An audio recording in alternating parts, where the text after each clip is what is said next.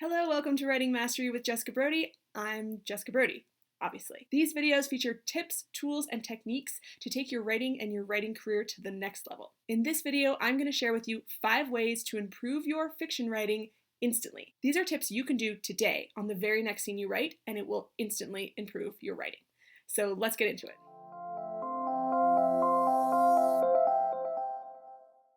Tip number 1. Determine what every character in the scene wants before you start writing the scene. Every major character in every scene you write should want something. They should have some sort of motivation or a reason to be in that scene. This motivation or want doesn't have to be huge. They don't have to, want to ask someone to marry them or want to change jobs in every single scene. You don't have to have something that big. But everybody should have some sort of want. Some random examples might include someone wants to get to work on time, someone wants to adopt a puppy from the puppy adoption center at PetSmart, or someone wants to walk by PetSmart without adopting a puppy. That is very difficult. But every single person who's important to this scene needs to have some sort of want. If you figure this out before you start writing the scene, it'll make the writing process go a lot more smoothly, and it will be a better scene to read. Number 2, every scene you write has to have some sort of conflict. What is conflict? Conflict is problems, difficulties, challenges, stuff that makes scenes interesting. We love reading about conflict. Human beings love to see other people struggle. I know, we are masochists. But it works. Writing conflict into every scene will make the scene better. Remember when I told you you need to figure out what every character wants in every scene? Well, if you figure that out, conflict is essentially just making it difficult for them to get what they want. So let's say a character shows up at a girl's door to ask her out. That's what he wants, right? So why can't he succeed at this? What is standing in his way? What is the conflict in this scene?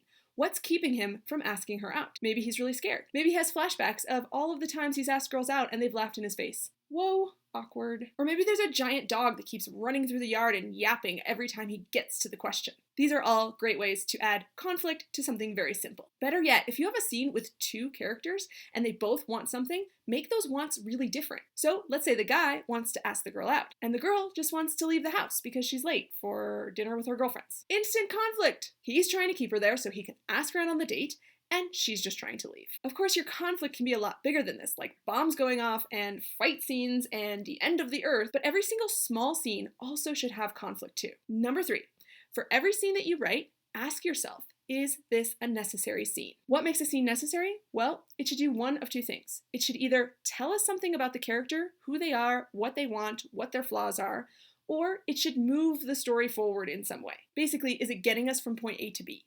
Is it moving the plot? So every time you start to write a scene, write down what the point of the scene is. Write it down on a separate piece of paper. Write it down in a notebook. Make yourself clarify what this scene is for. Is it introducing a new character? Is it showing a relationship between 2 characters? Is it setting up a major fight between 2 characters? Basically, you're answering the question, what will the reader get out of this scene? If you can't answer that question, the reader's probably not getting anything out of that scene, and you can probably skip it. Number 4, end every chapter or every scene on a different emotional beat than you started. What does this mean? It means when a character enters a situation, they need to feel differently about it than when they leave the situation. So if they enter the scene feeling nervous, they should leave feeling a little bit more sure of themselves. If they enter the scene feeling hopeful, they should leave feeling a little less hopeful, or maybe even dejected. These don't have to be massive changes, but every scene that you write should have at least a small emotional shift. What this does is it makes the scenes feel more engaging, and it helps with the pacing of your plot. Your story will feel more fast-paced if it's filled with these kinds of emotional ups and downs. I call them the bouncing ball. He's up, he's down, he's up, he's down. And number 5, show and tell. I know a lot of classic writing advice tells you to show, not tell, but I'm a big believer that all great fiction does both. The key is to know how to blend the 2. I like to show things and then use telling elements to enhance it. I'm going to read you an example from one of my books, A Week of Mondays. This is towards the beginning when you first meet the character of Owen, and this is how I've shown the relationship of Owen and Ellie, the main character, but at the same time, I also tell the reader what they need to know so that I'm not showing everything. He stops when he hears the song playing. Uh-oh, what happened? I give him a questioning look. He plops his backpack on the floor and climbs into the passenger seat. You only put the Beach Boys on after something bad happens. I scoff at this. My life doesn't have to be in shambles to listen to the Beach Boys. He closes the door. Yes, it does. What if I just felt like listening to something beachy? But Owen knows me too well.